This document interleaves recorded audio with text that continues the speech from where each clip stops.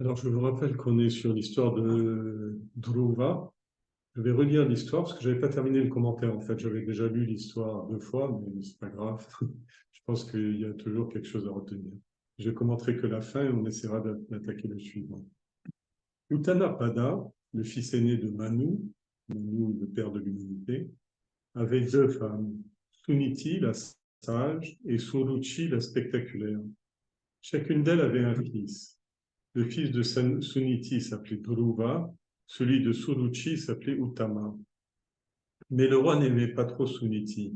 Il avait une nette préférence pour la reine Suruchi. Un jour, le roi jouait dans le jardin avec son fils Uttama. Il avait pris l'enfant sur les genoux et lui caressait la tête. Dhruva, son demi-frère, arriva au même moment dans le jardin. Il courut pour grimper aussi sur les genoux de son père. Mais la reine Suruchi l'arrêta net dans son élan. Elle attrapa Dhruva par le bras et l'écarta de son en lui disant, tu es peut-être toi aussi le fils du roi, mais par contre tu n'es pas mon fils, et donc tu n'as pas le droit de t'asseoir sur les genoux de ton père. Là, tu demandes l'impossible, et tu dois comprendre que tu n'auras jamais cette chance. En fait, ton malheur ne tient qu'à un seul petit détail, tu es né d'une autre femme. Si tu veux t'asseoir comme Uttama sur les genoux de ton papa, alors il faut que toute cette vie, tu fasses une longue pénitence et que tu pries le Seigneur pour qu'il te fasse naître de la belle Suruchi à ta prochaine naissance. Le roi entendait tout ce qu'elle disait, mais il ne protesta pas, parce qu'il était très amoureux de sa femme. Étouffé par la cruauté des paroles de sa belle-mère, la respiration de Dhruva sifflait doucement tel un serpent en détresse. Et il regardait son père qui restait assis comme si de rien n'était. Désemparé, il finit par quitter les lieux et retourna précipitamment chez sa mère. Arrivé devant elle, il fondit en larmes, sans un mot.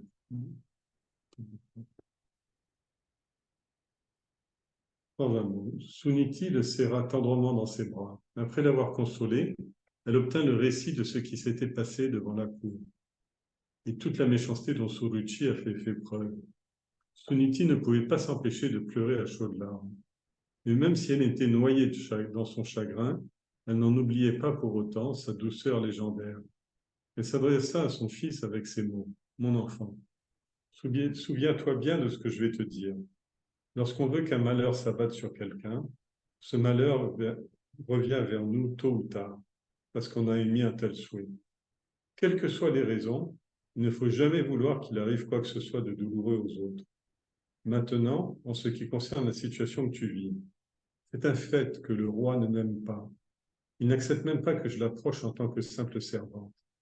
Et les circonstances font que c'est précisément cette pauvre femme malheureuse et mise à l'écart qui est ta mère. Suruchi n'a fait que dire la vérité. C'est précisément parce que tu es mon fils que tu n'auras pas le privilège de t'asseoir sur les genoux du roi. Tu ne dois surtout pas te mettre en colère contre ta belle-mère parce que ce qu'elle t'a dit t'a blessé. Bien au contraire.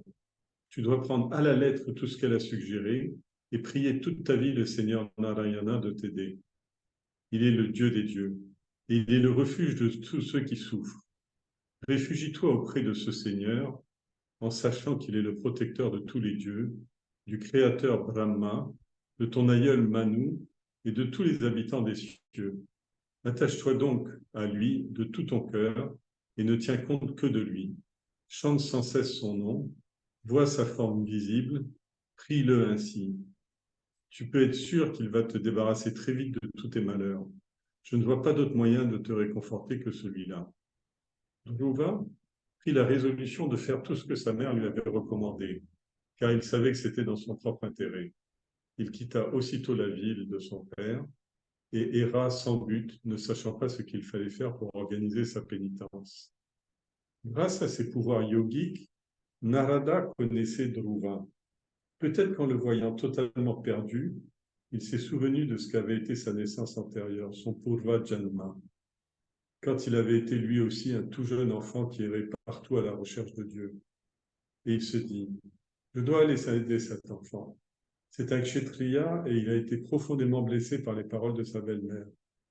Narada se projeta donc là où se trouvait Dhruva et posant la main sur la tête de l'enfant, le bénit. Il lui dit ensuite ceci, Dhruva, tu es encore un enfant et tu n'as que 5 ans. Ta place se trouve auprès de tes jouets et d'objets familiers. Tu es encore trop jeune pour que l'insulte ou l'approbation des autres puisse influencer à ce point sur ton esprit. Sache que dans ce monde, le bien et le mal, le punyam ou le papa, résultent toujours de nos propres actions et de rien d'autre. C'est l'illusion des hommes qui les crée. Si la grâce de Dieu est avec toi, le malheur ne te touchera jamais. Sa grâce est la seule chose qui soit vraiment nécessaire. Sans elle, aucun effort intense, aucune nouvelle initiative n'aboutira. C'est à toi de te satisfaire du lot de plaisir et de douleur que le Seigneur t'a accordé. Ta mère t'a dit que tu devais prendre refuge dans Narayana, et je sais que tu es déterminé à accomplir un vœu d'austérité, de tapa, pour le trouver. Mais mon enfant, sais-tu que ce n'est pas facile de lui plaire? Des rishis, des yogis ont fait pénitence pendant des années sans réussir à le voir. Tapa demande beaucoup de concentration. Tapa demande de faire des sacrifices. Tapa demande du détachement et de la patience. Tapa se poursuit naissance, janma après janma, naissance après naissance. Et en dépit de tout cela, le Seigneur reste quand même très difficile à découvrir. S'il te plaît, abandonne cette quête. Ne t'entête pas de façon puérile. Tu pourras t'y remettre plus tard. Le renoncement est un vœu à adopter quand on est vieux.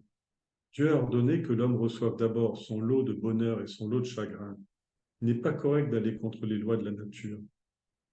Les sages disent que le mérite, punyam, d'un homme diminue lorsqu'il apprécie des bonnes choses de la vie et que son démérite, papam, diminue quand le malheur le frappe.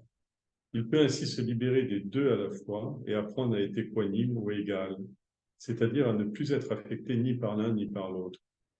Quand tu vois que quelqu'un est plus chanceux que toi, tu ne dois pas que quelqu'un est plus chanceux. Tu ne dois pas en être jaloux. Il faut au contraire lui témoigner de l'affection. Quand tu vois quelqu'un manquer de belles qualités, il faut se sentir désolé pour lui et pour lui de ce qu'il fait, sans le haïr ni le moquer. Enfin, quand tu rencontres quelqu'un qui est ton égal, il faut aussi se montrer affable et chaleureux avec lui. Un homme qui se comporte de la sorte ne pourra jamais être malheureux dans sa vie. Bova répondit, c'est la chance de ma vie de vous avoir rencontré. Cette rencontre est une bénédiction, parce que vous m'avez révélé très clairement le secret, le vrai secret, en ce qui concerne le plaisir et la douleur, et aussi la façon de ne pas être affecté par ce que sont ou ce que font les uns et les autres. Et pourtant, peut-être parce que je ne suis qu'un kshatriya indiscipliné, et de même vos propres paroles n'ont pas réussi à toucher le plus profond de mon être. Elles devraient faire une immense impression sur moi, et ce n'est pas le cas. Aussi, ayez encore pitié de moi et de mon ignorance. Enseignez-moi une méthode par laquelle je pourrais atteindre le Seigneur. Je veux une hauteur de vue qui soit plus élevée que ce qu'il y a de plus élevé. Je veux prier le Seigneur pour qu'il m'accorde cela. S'il vous plaît, enseignez-moi. J'ai entendu dire que vous étiez le fils de Brahma, le Créateur, et que vous erriez dans tout l'univers en passant les cordes de votre vina. Je sais aussi que vous n'avez qu'une unique volonté, faire du bien à l'humanité. Je vous supplie de me prendre en pitié.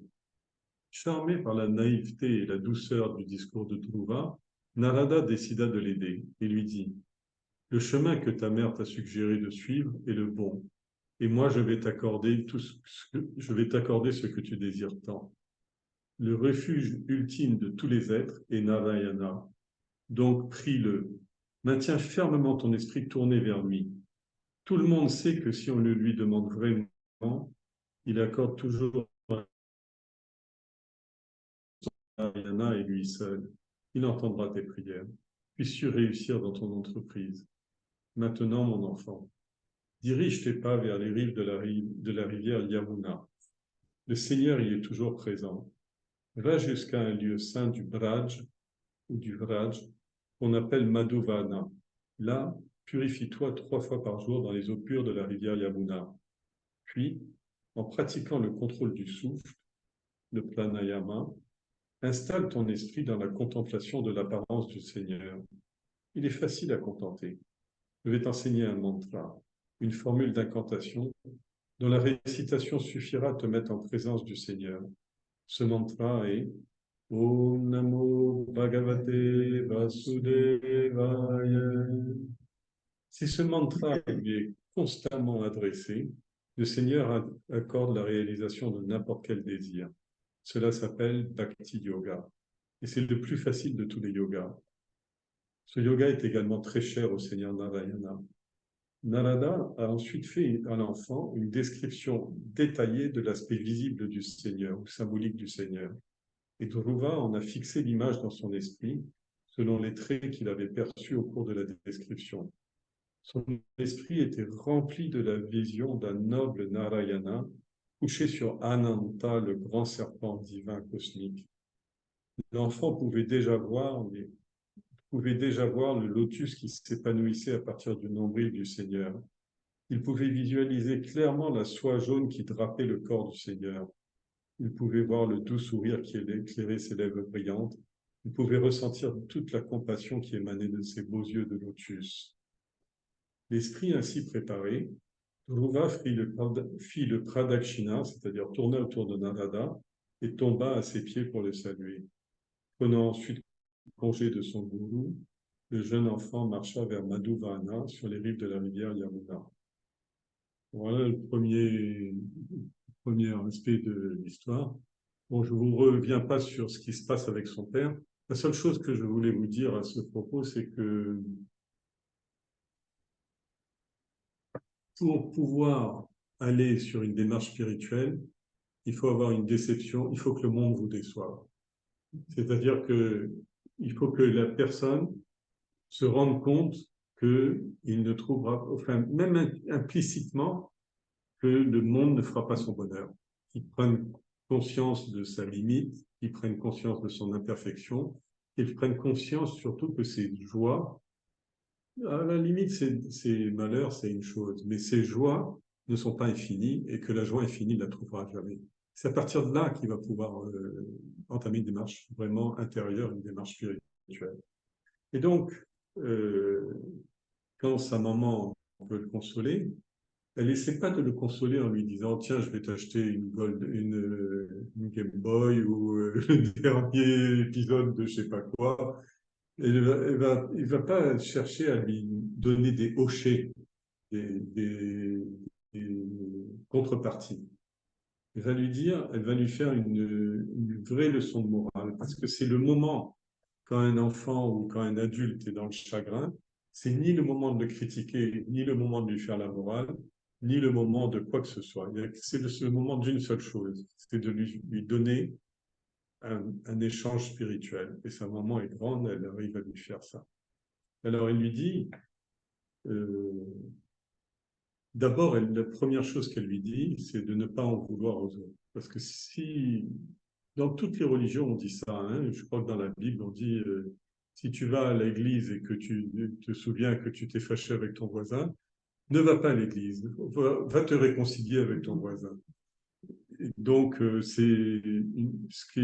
mais là, c'est plus fort, c'est-à-dire qu'il ne faut pas entretenir dans son esprit des pensées négatives, des pensées malsaines, des pensées de haine, des pensées de vengeance, des pensées de revanche, etc., etc.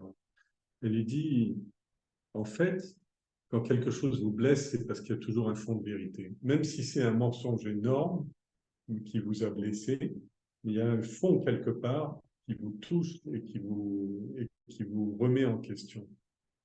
Donc, et là, en l'occurrence, il dit, c'est un fait que le roi ne m'aime pas, il n'accepte pas que je l'approche même comme une servante. Et les circonstances font que c'est précisément cette femme qui est ta mère. Suruchi n'a fait que dire la vérité. Tu n'auras pas le privilège de t'asseoir sur les genoux de ton père. Tu ne dois pas te mettre en colère contre ta belle-mère parce qu'elle ce qu'elle t'a dit t'a blessé. Bien au contraire, prendre à la lettre tout ce qu'elle a suggéré.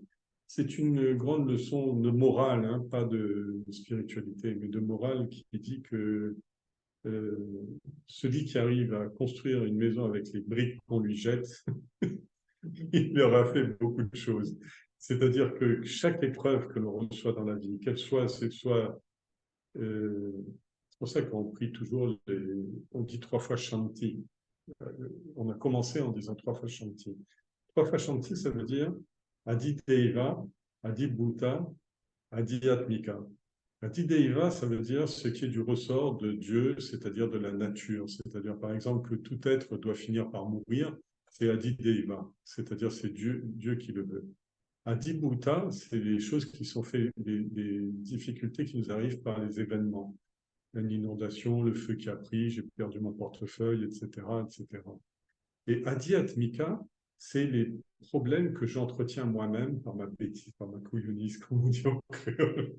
C'est-à-dire, je déteste un tel, je n'arrive pas à m'accommoder de telle situation, ces voisins qui foutent la radio, etc. Mais c'est moi-même qui me fais du tort à moi-même au lieu de prendre les choses correctement. Et à chaque fois, on dit Shanti, Shanti, Shanti.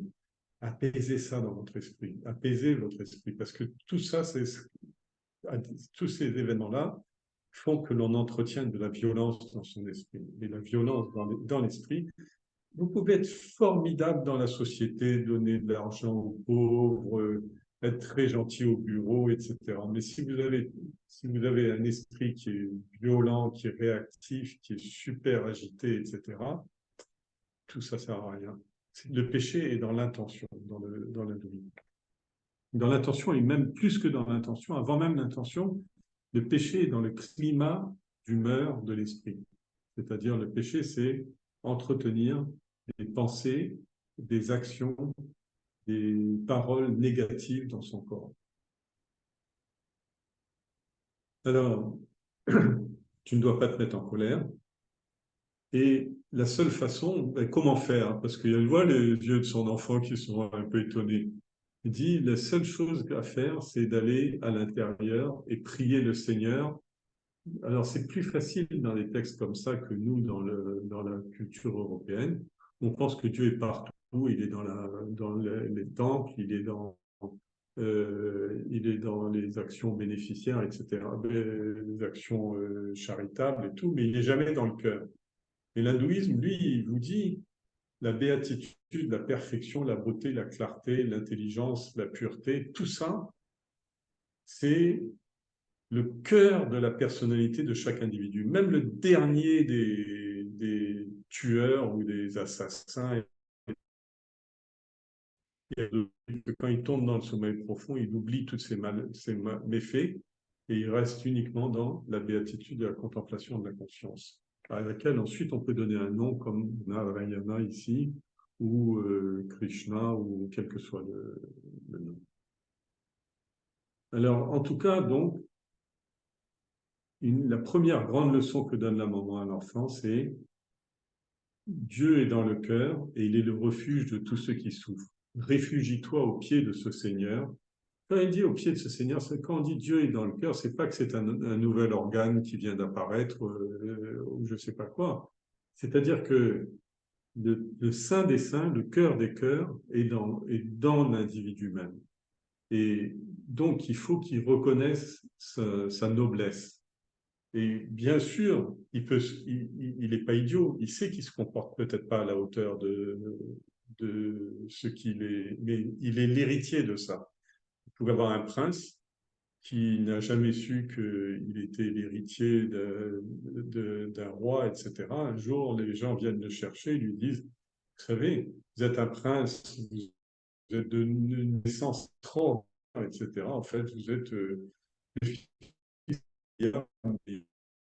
vous savez, non, c'est Edouard, je ne sais plus comment il s'appelle. Vous avez perdu de vue, on croyait que vous étiez mort et tout. Première chose qu'il va dire, arrêtez votre cinéma, je n'y crois pas du tout, etc. Deuxième chose qu'il va se dire, il va se dire, bah, peut-être, mais n'empêche que je suis là habillé comme un clodo, j'ai faim, etc. Je n'y crois pas à cette histoire-là.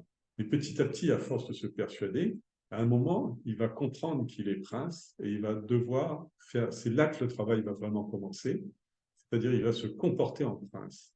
Et l'aspirant spirituel, il va commencer à se comporter comme le Fils de Dieu, c'est-à-dire une émanation de Dieu.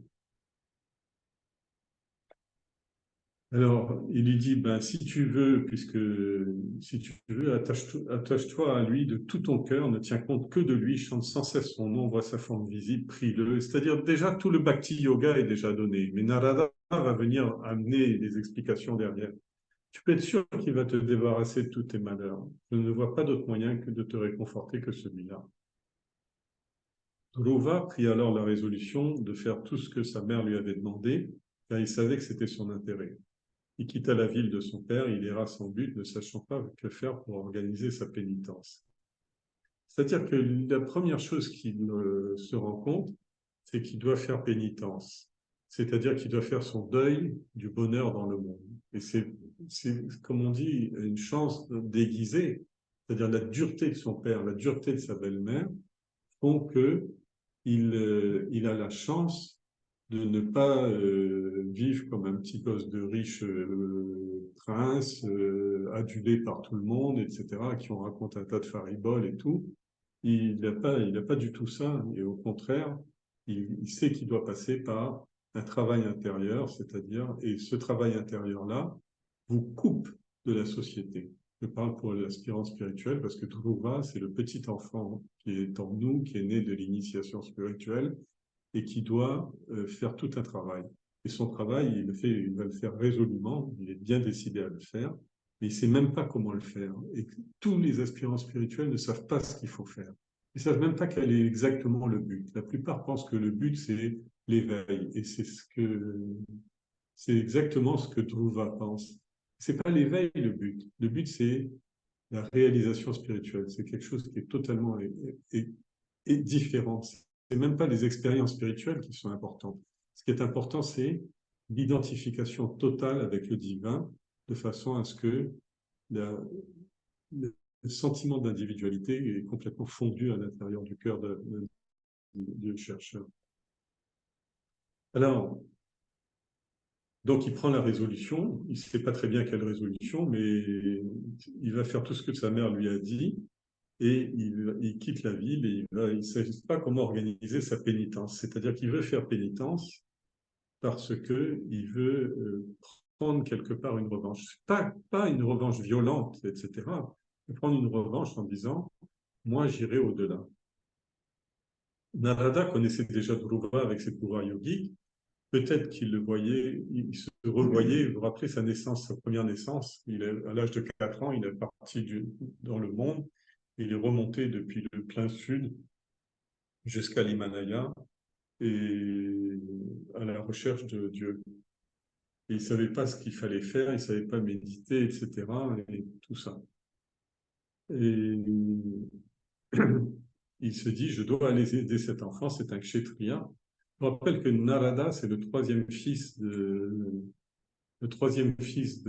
Brahma, et que lui, il est,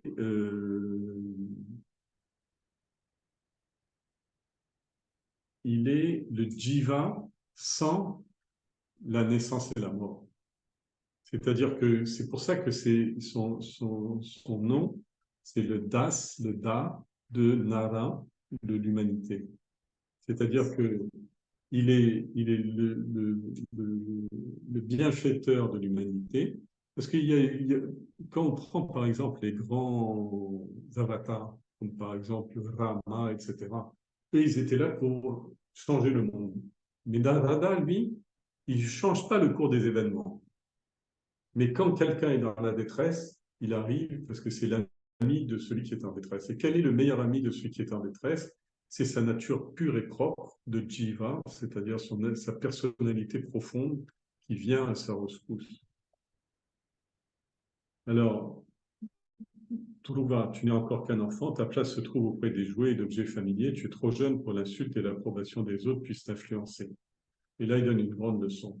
Sache que le bien et le mal, le punyam et le papam, résulte toujours de nos propres actions et de rien d'autre. Ça, c'est grand, parce que souvent, on se définit, ah ben, moi, je suis pauvre, je suis moche, je suis vieux, je suis pauvre, je suis incompétent, etc. C'est-à-dire qu'on se juge par rapport à la société et par rapport au regard des autres. Or, un aspirant spirituel, il doit être totalement autonome au niveau de son estime de soi et de son jugement personnel. Il connaît ses erreurs, il n'a pas besoin que même les plus proches le lui disent, il doit détecter tout le temps ses erreurs, et il doit aussi savoir quelle est son évolution, quelle est sa gloire, quelle est sa noblesse qu'il a réussi à installer en lui. Il doit mesurer ça tout le temps, et il ne doit pas s'occuper du quand dira-t-on. C'est-à-dire que oui, il est ceci, il est cela, euh, c'est parce qu'il a fait ceci qu'il a cela. Et toutes ces contingences-là ne doivent pas rentrer en ligne de compte. Par contre, être exigeant avec soi-même, c'est-à-dire être tout le temps en auto-analyse pour savoir, pas l'auto-analyse en savoir, en disant ah, j'ai souffert dans mon enfance parce qu'on m'a refusé jouer ou je ne sais pas quoi. C'est pas ça l'auto-analyse. L'auto-analyse, c'est prendre le climat intérieur, c'est-à-dire être tout le temps observateur. C'est pour ça qu'on parle de Sakshi, c'est-à-dire le témoin. C'est Sakshi Baba. C'est-à-dire, on doit toujours être observateur de ce qui se passe à l'intérieur de nous. Et s'il n'y a que nous qui pouvons faire ce travail-là et qui avons ça. Et donc, il dit, sache bien, la leçon de Narada est vraiment immense. Il dit, sache bien que le bien et le mal résulte toujours de nos propres actions, pas de celles des autres. Ce qui nous arrive de bien ou de mal, c'est pas ce qui arrive aux autres, c'est notre punyam qui nous le vaut. Et ce qu'il y a de douloureux dans notre vie, eh bien, on est en train de racheter nos propres bêtises et nos propres malheurs et nos propres fautes psychologiques. C'est l'illusion de l'homme qui crée tout ça. Alors, si la grâce de Dieu est avec toi, le malheur ne te touchera jamais, ne t'atteindra jamais. C'est la grande promesse. C'est-à-dire que si vous êtes ici ce soir, que ce soit dans la salle virtuelle ou que ce soit dans la salle réelle, si vous êtes ici, c'est parce que vous croyez, même si vous ne voulez pas vous le dire, etc., vous croyez que le bonheur absolu, le Sat-Chit-Ananda, c'est-à-dire la vérité, la pureté, vérité absolue, l'intelligence totale, l'amour profond, la béatitude complète, tout ça sont des choses qui sont inhérentes. C'est pour ça qu'il lui dit, mais atteignable pas tous les niveaux. Parce que quand vous êtes dans le monde corporel, en liaison avec le monde manifesté, c'est-à-dire le monde corporel et le monde manifesté sont frappés d'une malédiction, le changement et la mort. Et malheureusement, c'est que la partie la plus grossière de l'individu, mais par superficialité ou par paresse, l'individu ne va pas au-delà, ne cherche pas au-delà, ne se remet pas en cause au-delà de ça. Mais s'il est vraiment, il va dans d'autres mondes, c'est-à-dire le monde subtil, à ce moment-là, les choses changent complètement. D'abord, il est dans le monde de la pensée avec les mérites et les démérites, mais plus loin encore, il va dans le monde de la conscience avec juste la stabilisation et l'adoration et la purification complète de son individualité. Sans cette grâce qui est en nous, c'est la seule chose qui est vraiment nécessaire. Sans cette grâce, aucun effort intense, aucune initiative n'aboutira. C'est à toi de te satisfaire du lot de plaisir et de douleur des êtres humains. On a une naissance, on a tous eu nos souffrances, on a tous eu nos moments de bonheur, on a tous eu notre richesse, notre dhanam, c'est-à-dire nos forces, nos talents, etc., etc. Et on va tous vers la maladie, le déclin et la mort. Tout ça, tout le monde connaît. Mais arrêtons de ressasser, de rabâcher toutes ces questions-là. Essayons plutôt d'avoir une approche fraîche, une approche neuve, une approche beaucoup plus... C'est pour ça que c'est tellement intéressant quand un enfant évolue.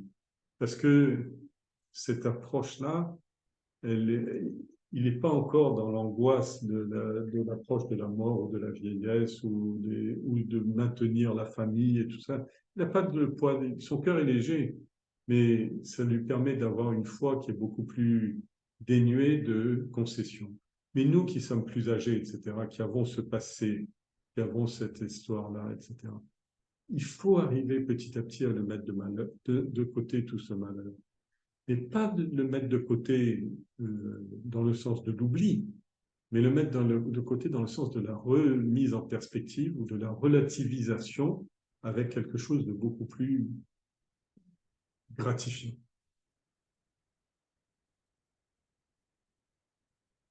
Ta mère t'a dit de prendre refuge, tu étais déterminé à le faire. Alors là, il parle de tapa. Tapa, c'est de vérité, mais il ne faut pas croire que tapa, ça consiste à faire des postures de yoga, jeûner, etc. C'est une forme de tapas, hein, mais c'est plutôt la forme tamasique ou rajasique de tapa. La forme sattvique de tapa, c'est le dynamisme dans la fréquentation des belles idées de satsang. C'est ça le vrai tapa. Trouver du temps tous les jours pour lire les Écritures sacrées. Trouver du temps, ne serait-ce que 10 minutes, même si c'est aux toilettes ou je ne sais pas quoi, pour prendre un temps pour la méditation.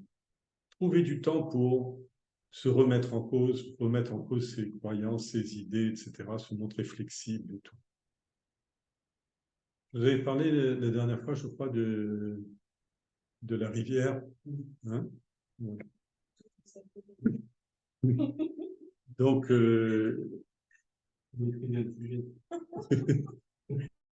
c'est pas moi, hein, parce que vous savez ce que ça veut dire, Narayana, Nara, ça veut dire la rivière, ça veut dire le cours d'eau. Alors, ce n'est pas facile, ceci étant, de lui plaire. Lui plaire, ça ne me plaît pas parce que c'est, oh, je reviens. Mais c'est pas facile de le voir ou de le conscientiser. C'est tout un travail de le conscientiser. Mais lui plaire, c'est relativement facile. Il suffit de le fréquenter. C'est ce que dit Bhakti.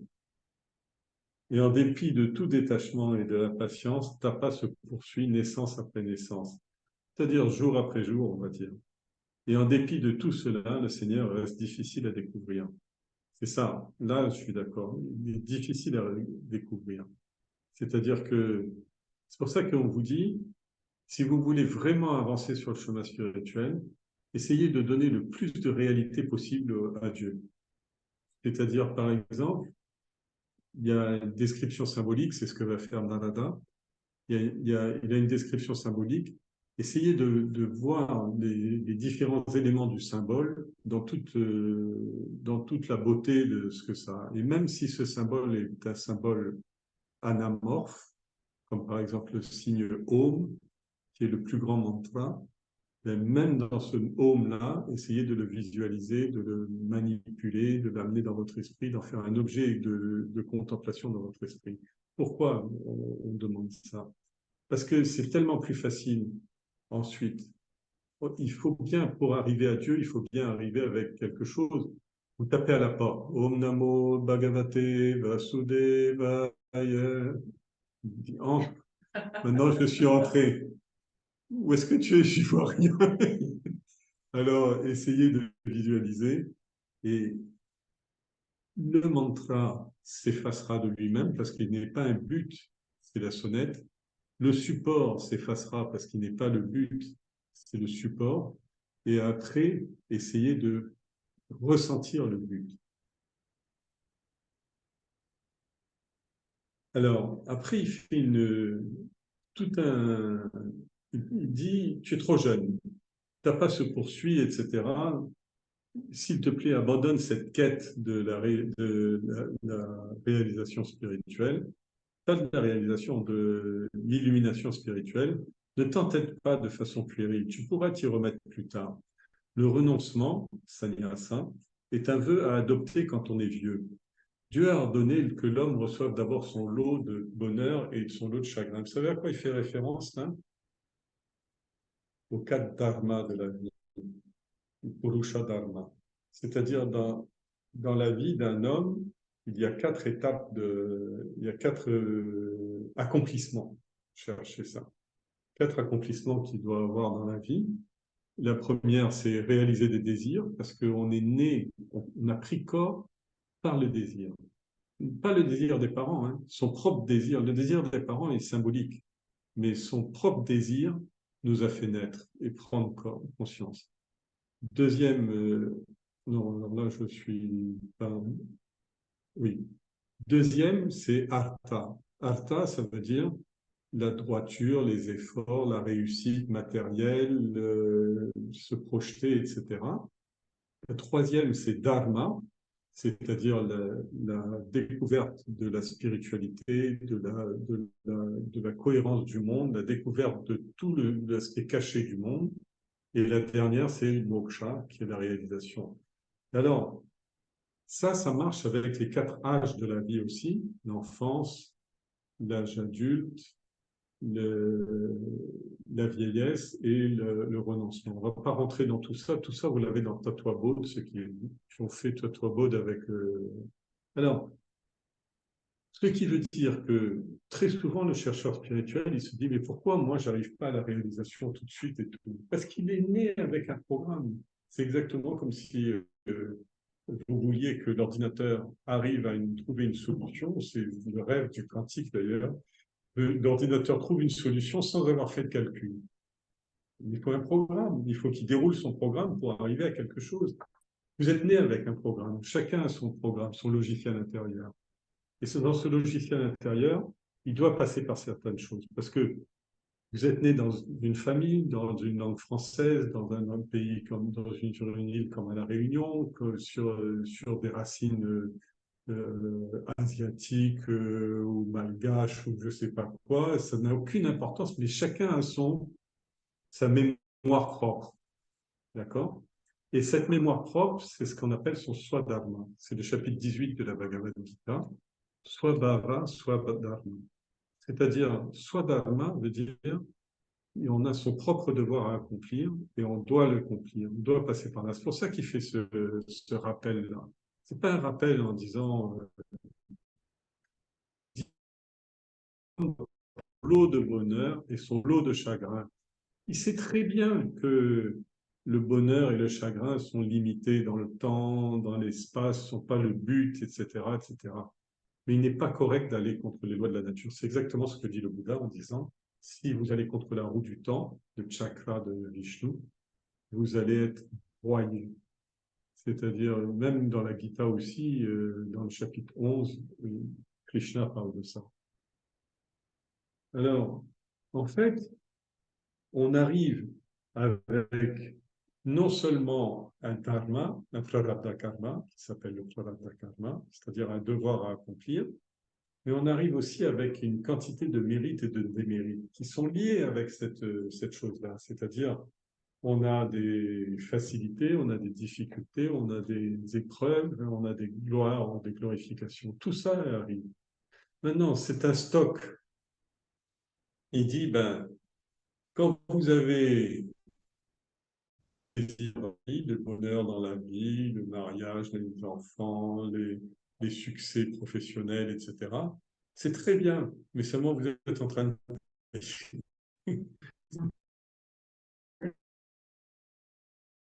Je veux dire, plus l'hôtel est beau, vous êtes dans le 5 étoiles, là, monsieur Attel, madame Attel, formidable, écoutez, le petit déjeuner est servi, donnez-vous la peine de prendre l'ascenseur pour descendre, et tout ça. Mais au bout de 2 semaines, vous savez, une petite lettre sur l'oreiller, votre séjour s'arrête demain. Vous êtes prié de libérer la chambre avant 10 heures. Alors, quand on est là avec, on a pas mal on a un compte en banque qui est pas mal, surtout nous, puisqu'on ne crève pas de faim, on est ni dans le Darfour ni en Ukraine. Donc, on a un bon compte en banque de punyam, de mérite. On a bien mérité de notre naissance et de notre travail dans cette vie. Alors, on peut, on peut en profiter pleinement, mais si on ne veut que ça, d'abord, ça n'arrive pas parce qu'il y a le dharma qui est là, c'est-à-dire que le choc, la vague, le rocher dont je parlais la dernière fois, il arrive en plein sur le cours d'eau. Donc, est-ce qu'on va se fracasser ou pas se fracasser? C'est là aussi. Mais quand on arrive dans l'épreuve à surmonter l'épreuve, c'est-à-dire soit à la contourner, surmonter l'épreuve, ça ne veut pas dire qu'on a réussi matériellement. Surmonter l'épreuve, c'est-à-dire je ne suis pas mort de cette maladie psychique qu'on appelle la douleur, l'épreuve, la tristesse, etc. Alors, le mérite se perd au fur et à mesure qu'on apprécie les bonnes choses. Le démérite, les péchés qu'on a commis, on les paye par le malheur qu'on frappe. Euh, c'est pas lié les deux. On arrive avec un stock de mérite et un stock de démérite. Le stock de mérite, on l'épuise par le plaisir. Le stock de démérite, on l'épuise par les épreuves. Vous avez compris la phrase de Narada.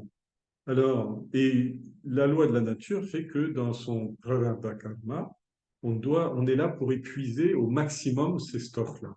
C'est pour ça qu'on vous dit, vivez intensément pour vous sortir des épreuves et vivez intensément vos réussites. C'est-à-dire pleinement, mais à condition que ce soit les vôtres, votre swadharma, pas le paradharma que Krishna dit est plus dangereux que la mort. C'est-à-dire vous occuper des problèmes, fourrez votre nez dans ce qui ne vous regarde pas, allez vous occuper des problèmes et des réussites des autres, etc. Tout ça, c'est pas pour l'homme sage. Il peut se libérer des deux, c'est-à-dire c'est l'équanimité. Monsieur Biacriaz aime bien l'équanimité. L'équanimité, c'est utiliser son prarabdha de façon à vivre intensément ce que l'on doit faire pour le mener à la réussite et écluser les épreuves que l'on a avec le sourire, avec en tout cas la négation et avec la patience, de façon à pouvoir passer outre et aller à autre chose. Dhruva répondit, c'est la chance de ma vie de vous avoir rencontré. Cette rencontre est une bénédiction, car vous m'avez vraiment révélé le secret du plaisir et de la douleur. C'est le vrai secret de la plaisir et de la douleur. C'est pas monsieur un tel me fait du mal, ou telle maladie m'atteint, ou telle épreuve, etc., etc. Le vrai plaisir et la douleur, c'est que tout est inscrit en moi à l'état causal, à l'état potentiel, et au fur et à mesure que le temps passe, le temps, le grand régulateur qu'on appelle Yama, alors il déroule ce roman incroyable que j'appelle ma vie, et où jamais ce qui... Mon père disait tout le temps, il avait toujours des formules incroyables, il disait tout le temps, toujours l'inattendu arrive. Toujours l'inattendu arrive dans la vie, en bien comme en mal, d'accord? Et alors, l'équanimité, c'est de pouvoir être ça, et c'est le grand secret, le vrai secret du plaisir et de la peine. C'est pas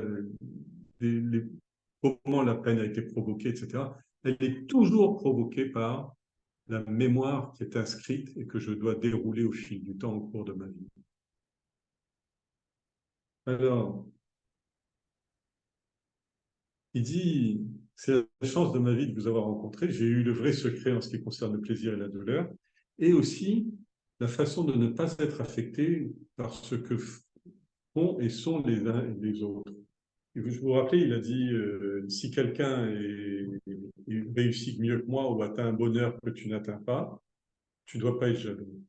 Absolument pas jaloux. Au contraire, tu dois être content pour lui. Tu dois arriver à ressentir du bonheur pour qu'il ait pu réussir sa vie, qu'il ait pu réussir à traverser une épreuve, qu'il ait pu réussir sa carrière, etc., etc.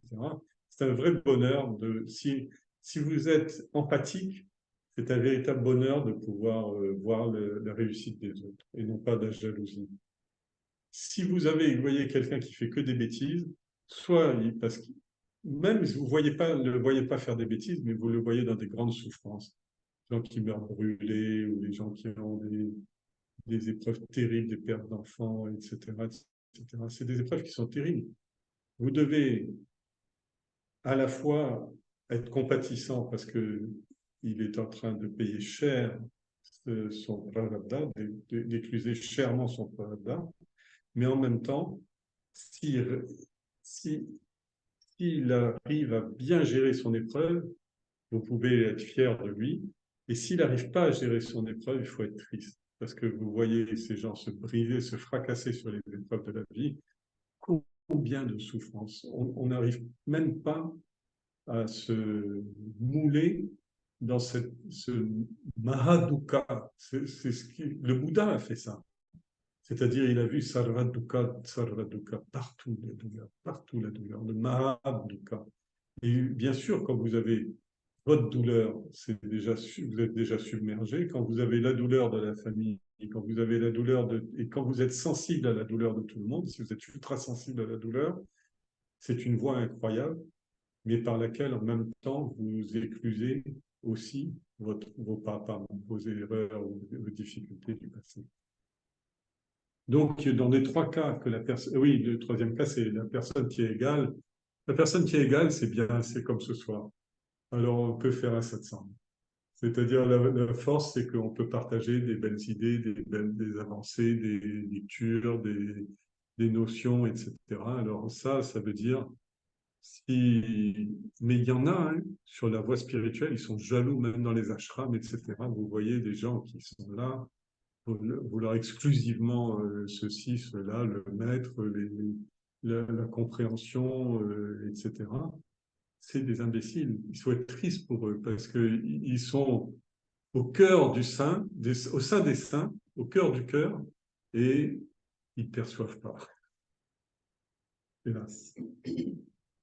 Alors, il est dit avec des telles leçons, telles que par exemple le plaisir et la douleur, des leçons comme comment se comporter de façon empathique avec tous les gens qui réussissent pas, qui sont bien, qui sont mauvais, etc., qui sont mes égaux. Et de telles leçons auraient dû toucher le plus profond de mon être, faire une immense impression sur moi et de moi et de mon ignorance. Enseignez-moi une méthode par laquelle je pourrais atteindre le Seigneur. C'est-à-dire que globalement, ce qu'il dit là, pour ceux qui sont un peu techniques, c'est qu'il dit que je n'arriverai jamais à réussir dans le karma yoga. Parce que je ne suis pas suffisamment empathique, je ne suis pas suffisamment proche des autres. Donc donnez-moi une façon d'atteindre le Seigneur en dehors de mon action dans la société, parce que je veux l'atteindre. Donnez-moi une chose directe, où je ne passe pas par le monde extérieur, parce que je rate.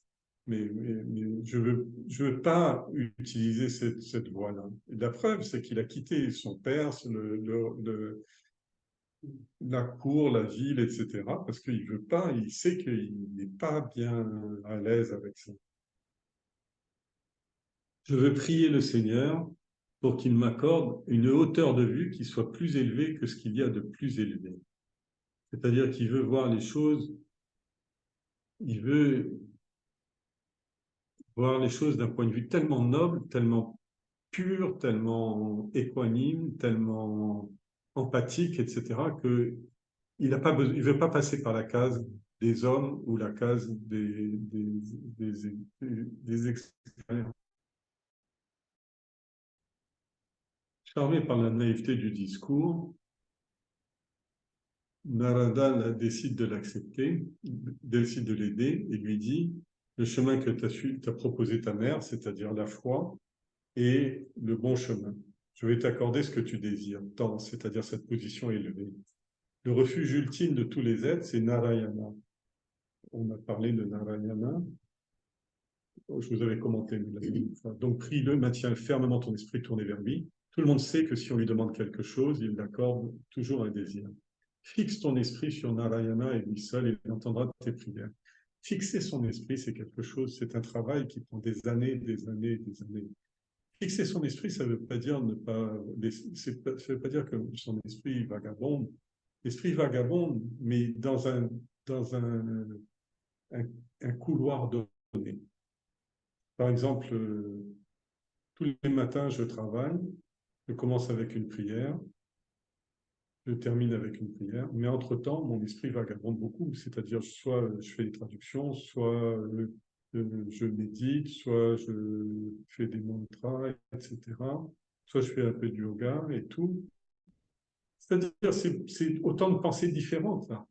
Mais c'est dans un canal, c'est-à-dire, j'ai mis une règle du jeu, un timing, etc., et dedans, après, il faut laisser l'esprit batifoler, parce que l'esprit est un singe. Il a tout le temps besoin de bouger, de gigoter. Mais c'est bon. Mais alors, il faut que le singe gigote dans dans un cadre qu'on lui a fixé, dans un parc, Comment on fait au zoo? On fait une grande cage avec des arbres, des pneus, des cordes, etc. Lâche le singe dedans. Il a l'impression d'être en totale liberté. Il sait qu'il n'est pas totalement en liberté. Il essaie de temps en temps de voir si la serrure est ouverte pour se barrer. Mais cet esprit est tout le temps en train d'essayer de s'enfuir. Mais si vous l'avez mis dans cette cage, dans une cage quelle qu'elle soit, que ce soit le contrôle de la respiration, mais surtout que la cage ne soit pas trop rigide. Bon, alors, maintiens ton esprit fermement tourné, c'est-à-dire dans cette cage de lui, Narayana, et puisses-tu réussir dans cette entreprise. Maintenant, mon enfant, dirige tes pas vers la rivière Yamuna. C'est maintenant que commence la classe. C'était un rappel de la dernière fois. Dirige tes pas vers la rivière Yamuna. Alors, je vous ai fait une petite note que je vais vous lire, c'est plus simple. Il y a trois grands fleuves sacrés, il y a trois grands cours d'eau. Alors déjà, qu'on se comprenne bien, fleuve et rivière, ça n'existe qu'en français. Une rivière, c'est un cours d'eau qui se jette dans un autre cours d'eau. Un fleuve, c'est un cours d'eau qui se jette dans la mer. D'accord? Cette nuance-là, personne ne connaît, ni les Indiens, ni les Anglais, etc. Ils appellent tout ça river. Hein. Bon.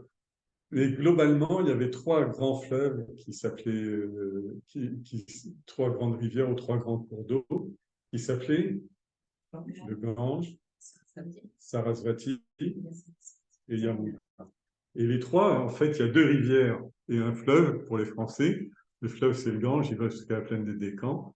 Mais les deux autres grandes rivières, Sarasvati et Yamuna.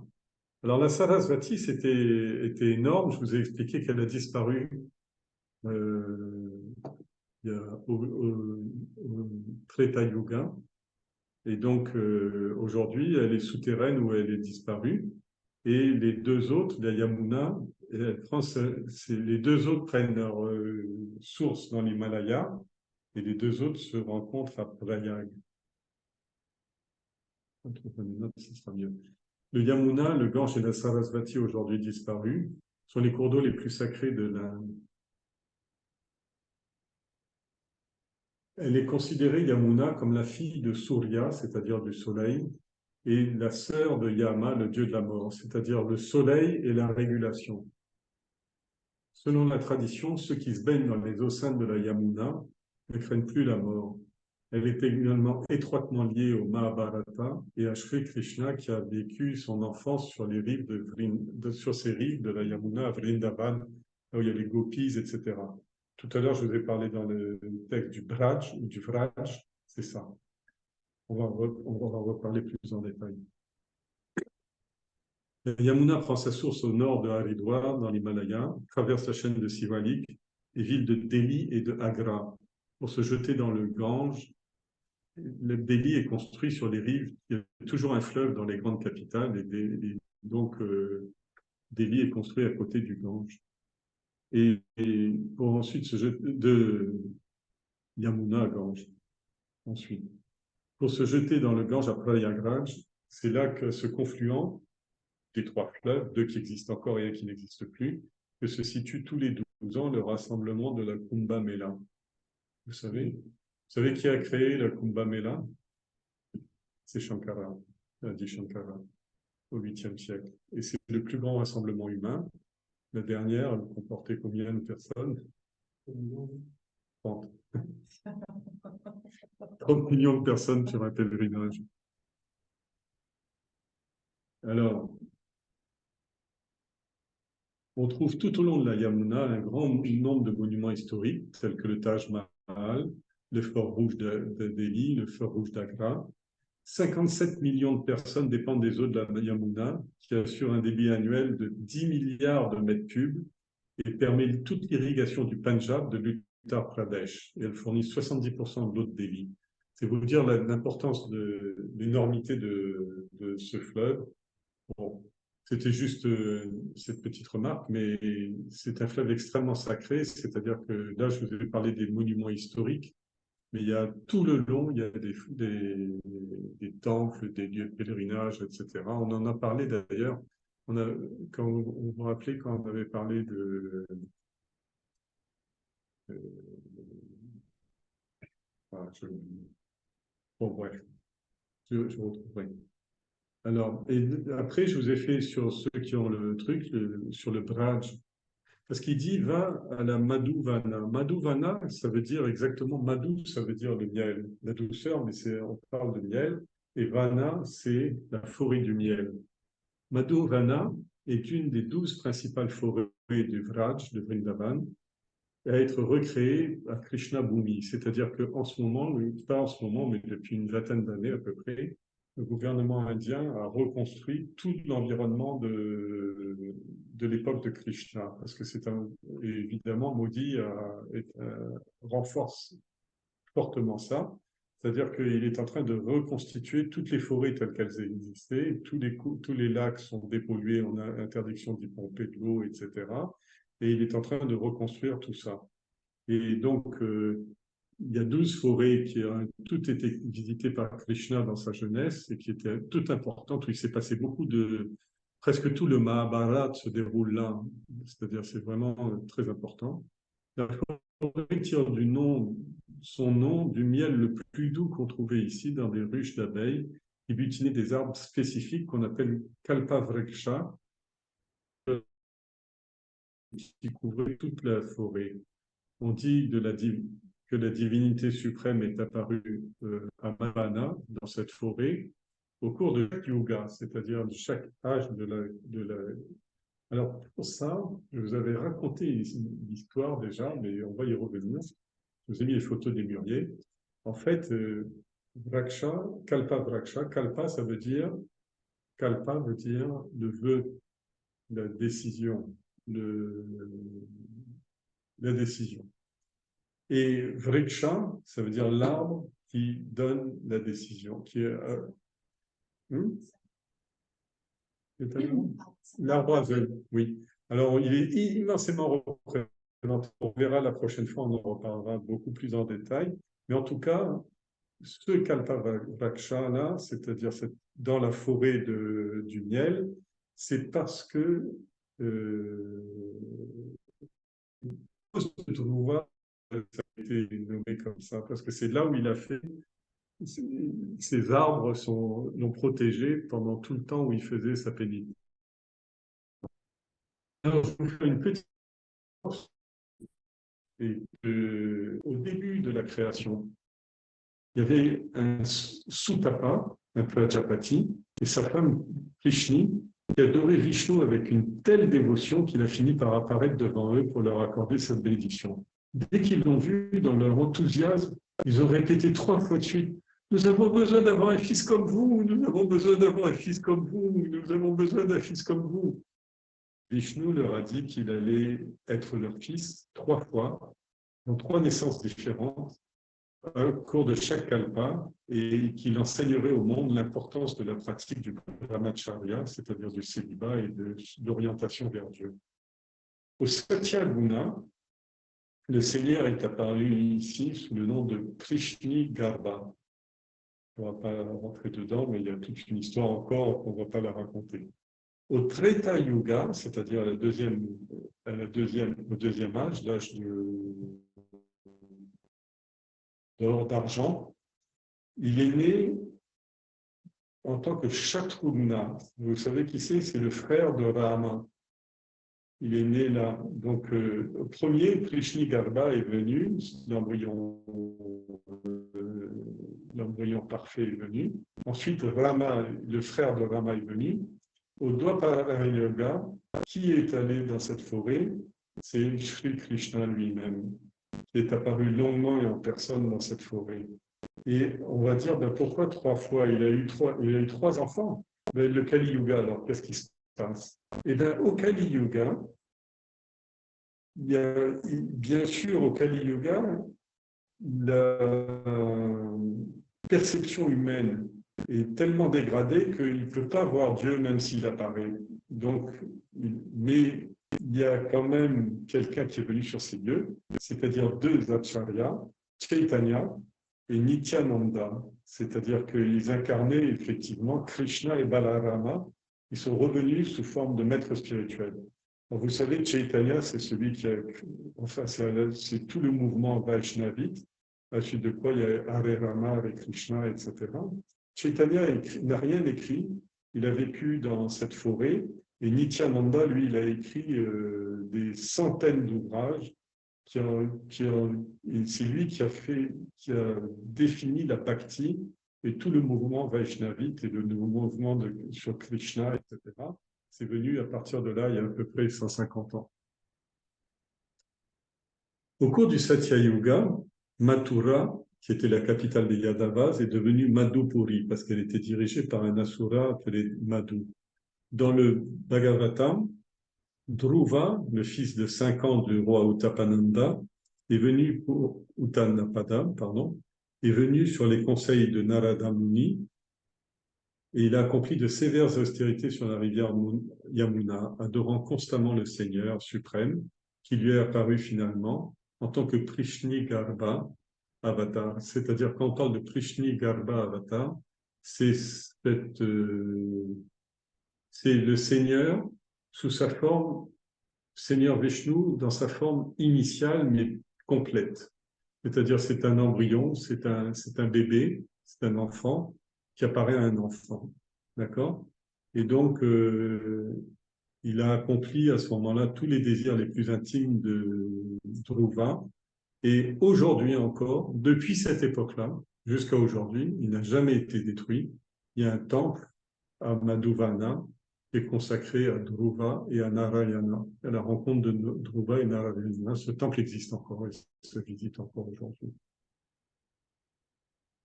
Alors, donc voilà où l'on voit Narayana. Alors, il va jusqu'à un lieu du Vrindavan qu'on appelle le Madhuvana. Là, purifie-toi tous les jours 3 fois dans les eaux pures de la rivière Yamuna, puis, en pratiquant le contrôle du souffle, le pranayama, installe ton esprit dans la contemplation de l'apparence du Seigneur. Vous voyez qu'il ne donne pas, il ne dit pas ne pense plus à rien ou je ne sais pas quoi.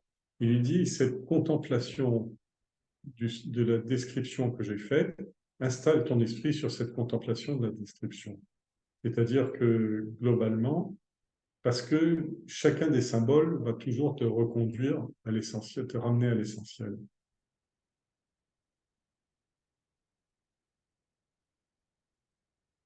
Installe dans ton esprit la contemplation de l'apparence du Seigneur. Il est facile à contempler. Je vais t'enseigner un mantra, une formule dont l'incantation et la récitation suffira à te mettre en présence du mantra, du Seigneur. Ce mantra est Om Namo Bhagavate Vasudevaya. Ce mantra est immense. On peut pas, je pense pas que je le commente dans le prochain épisode, je vais vous le commenter. Si ce mantra est constamment adressé, le Seigneur accorde la réalisation à n'importe quel désir. C'est cela qu'on appelle le Bhakti Yoga. Bhakti Yoga, c'est quelque chose de très dynamique. C'est-à-dire, c'est d'abord se mettre en relation avec sa réalité intérieure pure, noble et grande, et ensuite travailler activement à essayer de la rendre de plus en plus importante dans sa vie. C'est comme une pousse d'un arbre qui doit envahir tout l'espace de la volonté de la personne. L'esprit, oui, alors il lui fait la description détaillée de l'aspect visible du Seigneur et Dhruva fixe ça dans son esprit et son esprit était déjà rempli de la vision d'un noble Seigneur couché sur Ananta, le serpent divin. L'enfant pouvait déjà voir le lotus qui s'épanouissait. Ananta veut dire, Narayana, pardon, veut dire non seulement les cours d'eau, mais aussi l'eau primordiale, c'est-à-dire il est couché sur l'eau, Narayana, il flotte sur l'océan de la conscience. Et avec le serpent de l'ego qui est replié, c'est-à-dire qu'il ne chasse plus dans le monde, l'ego, c'est en fait ce serpent-là. C'est pour ça qu'il est représenté, il veut dire Narada aussi, parce que c'est parce que c'est le jiva, mais qui ne chasse pas dans le monde, c'est-à-dire il va pas se lance pas dans le monde. Alors, il pouvait voir, il faut faire la description. Si vous êtes intéressé par la méditation sur Narada ou sur Vishnu, c'est la même chose. À ce moment-là, il faut essayer de voir des représentations, mais pas fixer la représentation. Ce qu'il faut, c'est essayer de ressentir la représentation. C'est un peu différent.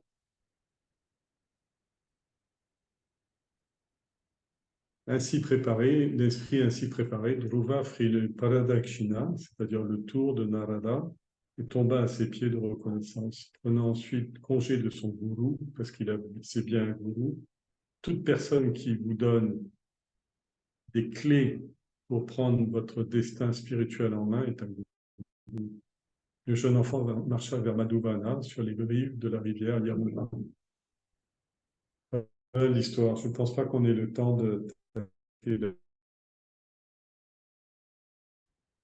moins que, il est -20. Qu'est-ce que vous dites?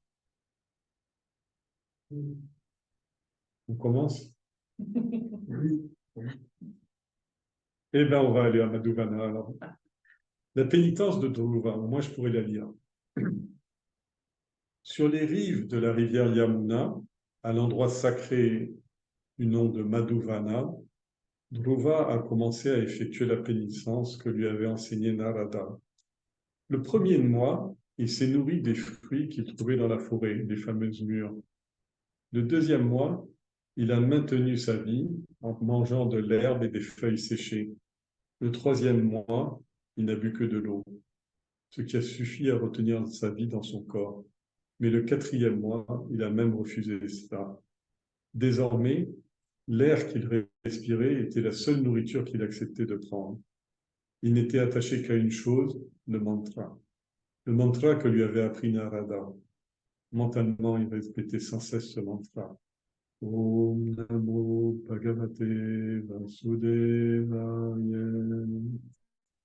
Om Namo Bhagavate Vasudevaya. Et c'était tout ce qui importait à cet enfant qui avait à peine 5 ans.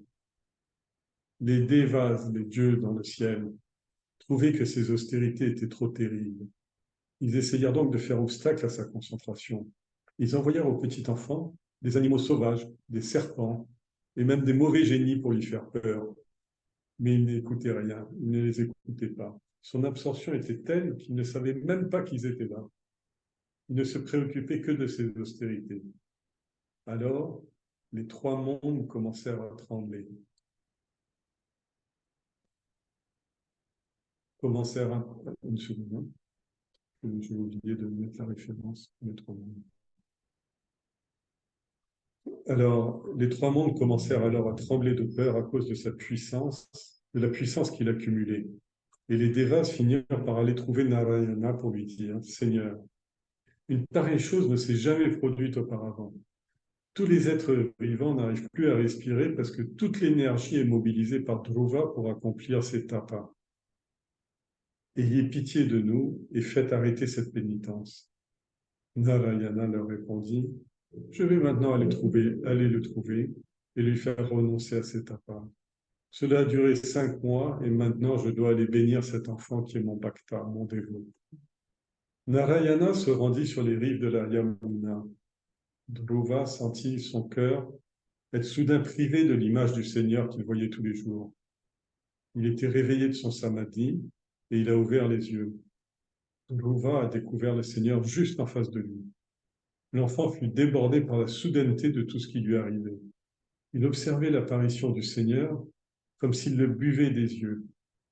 Il tendait les bras pour embrasser le Seigneur. Un torrent de larmes inondait ses yeux et son visage exprimait 1000 sourires. Il se jeta aux pieds du Seigneur et se releva aussitôt pour continuer de le regarder et le dévorer des yeux. Ses lèvres bougeaient comme pour articuler des choses, mais il ne pouvait dire un mot. Il finit donc par se figer sur place. Le Seigneur Narayana savait parfaitement ce que l'enfant voulait faire. Dhruva essayait de toutes ses forces de chanter ses louanges, mais il n'y arrivait pas, parce qu'il ne savait pas comment faire. En fait, il ne connaissait pas les paroles.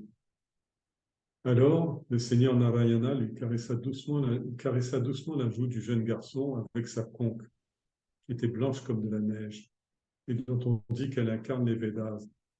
À l'instant où la conque eut frôlé son visage, Dhruva s'illumina. Il avait reçu le don de la parole, et ses propos étaient ceux des rishis lorsqu'ils chantent les gloires du Seigneur. Dhruva déclara très haut: Je vous salue, vous êtes entré en moi et m'avez conféré le pouvoir de l'éloquence. Ô Seigneur, mon pouvoir de parler était endormi et vous l'avez réanimé. Vous imprégnez les indriyas, les organes sensoriels, de votre puissance et vous y allumez la vie. Vous êtes l'unique vérité. Vous avez créé l'illusion, Maya, et vous avez aussi créé le Mahat Tattva, le macrocosme, et le Haram Tattva, c'est-à-dire les réalités cosmiques et personnelles.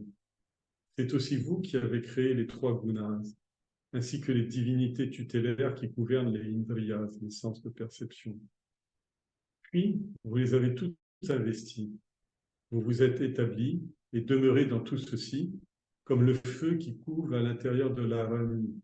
Arani, c'est ce avec quoi on fait le feu, le bois qu'on frotte pour le feu, je vous expliquerai. Les gens qui ne connaissent pas la vérité pensent que Maya est complètement différente, est une entité complètement différente de vous. Brahma, lui, il a reçu une vision, il lui a fait voir le monde comme le ferait un dormeur qui, une fois réveillé, observe son rêve dont il est sorti. Comment vous oubliez? Vous qui êtes tout. L'homme qui vous adore sera débarrassé de son entrave de naissance et de mort. Lorsque des ignorants vous adorent, en vous demandant des grâces et des faveurs pour satisfaire leurs petits désirs, alors ils seront un jour très malheureux de cette bel et bien fait avoir par Maya. Si après avoir compris que vous êtes le Kalpavriksha de l'immortalité, un homme vous réclame des plaisirs qu'il aime pour son corps mortel, ne doit-il pas être le plus damné des hommes? L'extase que l'on ressent quand on pense à vous et qu'on écoute les histoires merveilleuses racontées par vos bhaktas dépasse l'état de Brahmi, qui est pourtant pure béatitude. Quant à l'homme ordinaire,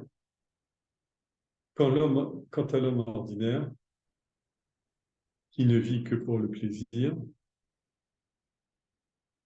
il est comme quelqu'un qui, lancé sur un char, est soudainement abattu, frappé par le balayage d'une épée qui a pour nom la mort.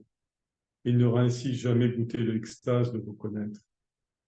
Si même l'état Brahmi ne peut prétendre égaler le bonheur obtenu par la concentration des pensées sur vous, que dire de la triste condition de ces hommes qui vivent dans le monde des plaisirs en pensant que c'est une grande joie, et puis qui, le moment venu, meurent comme des feuilles sèches qui tombent d'un arbre.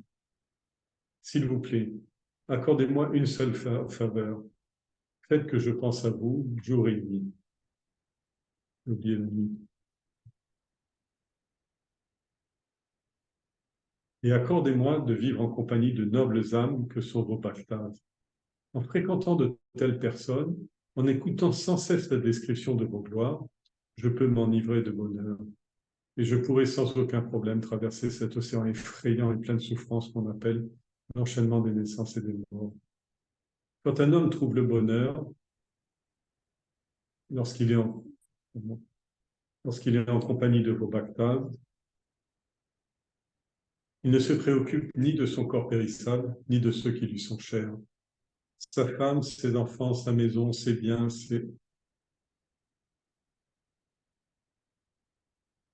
Il y a pas mal de petites fautes de frappe, comme d'habitude. Sa femme, ses enfants, sa maison, ses biens ne signifient plus rien de particulier pour lui. Quant à moi, il m'a été accordé de voir cette forme présente, Krishnikava. Mais je suis incapable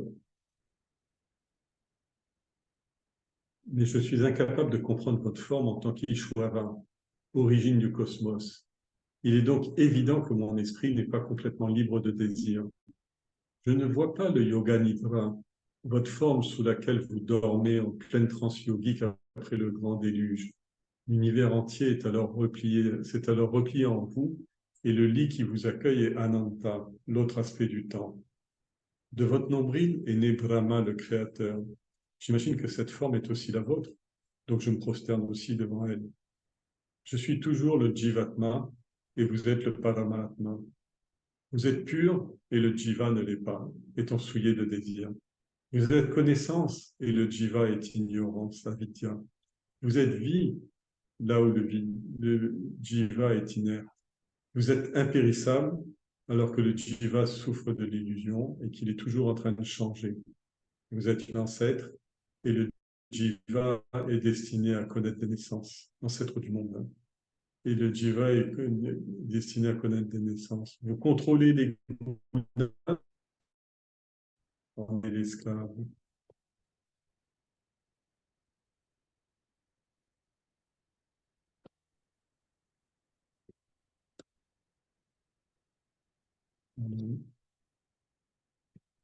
Je vous salue.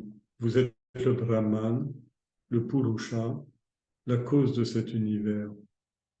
Narayana était satisfait de son jeune adorateur et lui dit « Je sais ce qui t'a incité à te lancer dans cette tâche ardue et je vais t'accorder ce que tu voulais avoir à cette époque-là. Je t'assigne une place éternelle.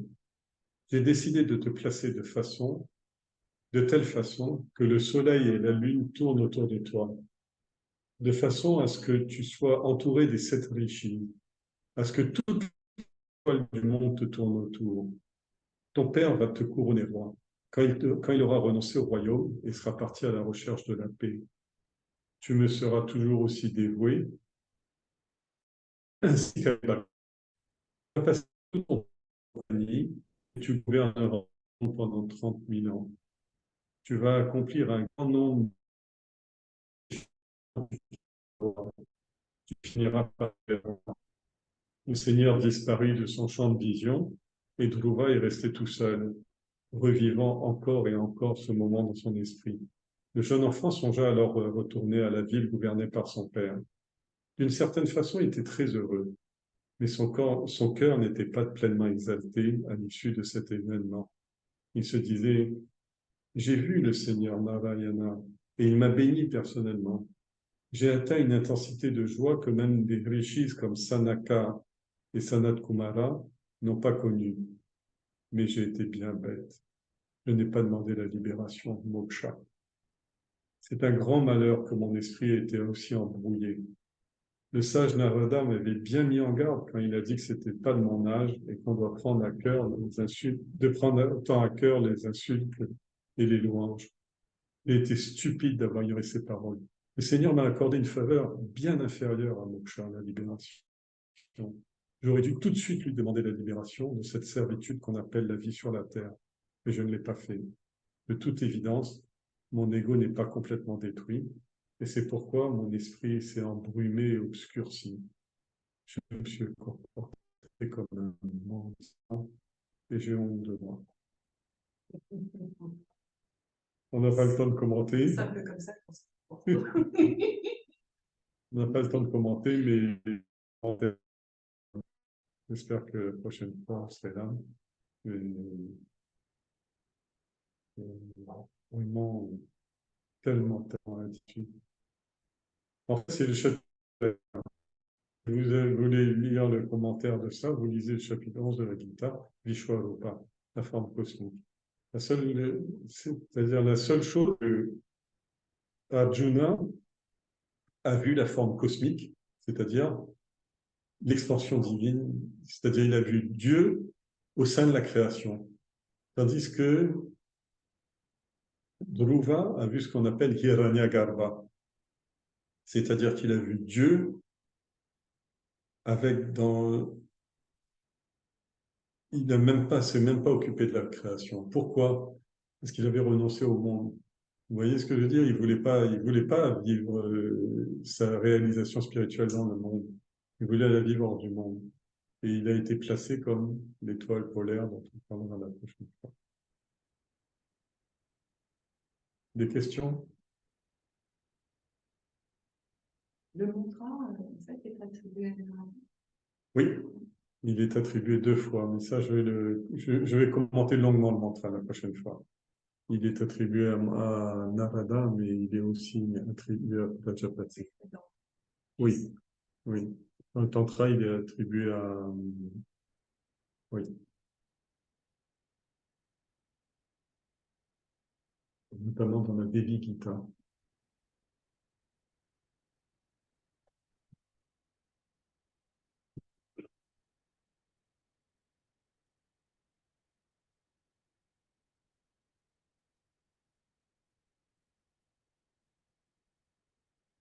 Om Namo Bhagavate Vasudevaya.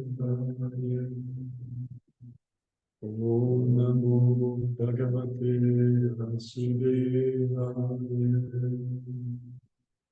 Om Namo Bhagavate Vasudevaya.